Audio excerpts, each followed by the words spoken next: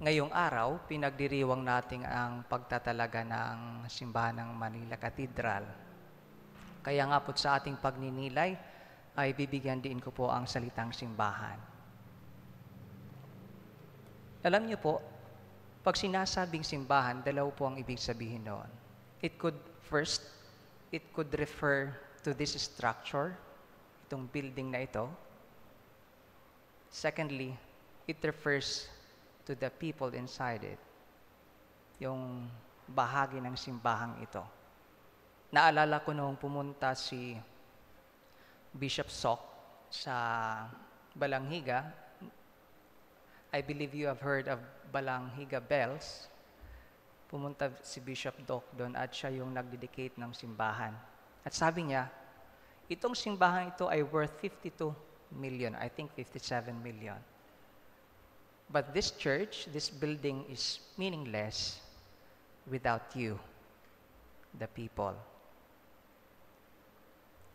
Sa ating gospel today, atin narinig na pinagtabuyan ni Jesus yung mga taong nasa templo.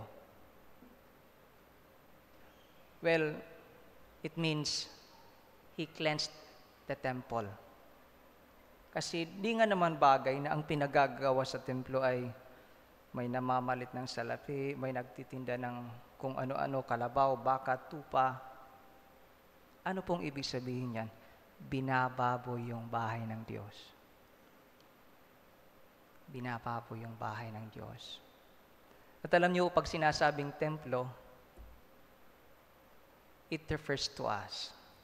Ang mga sarili po natin ay templo ng Panginoon. Na minsan, ay binababoy natin dahil sa ating mga kasalanan. Dahil sa ating mga kasalanan. At ang Panginoon po ay patuloy na nililinis tayo, clini-cleanse. He gives access to the sacrament of confession. Kaya mayroon tayong sakramento ng kumpisal. Sakramento ng kumpisal. Malaking hamon po ang pamalagiing malinis o dalisay tayo dahil tayo ay templo ng Panginoon.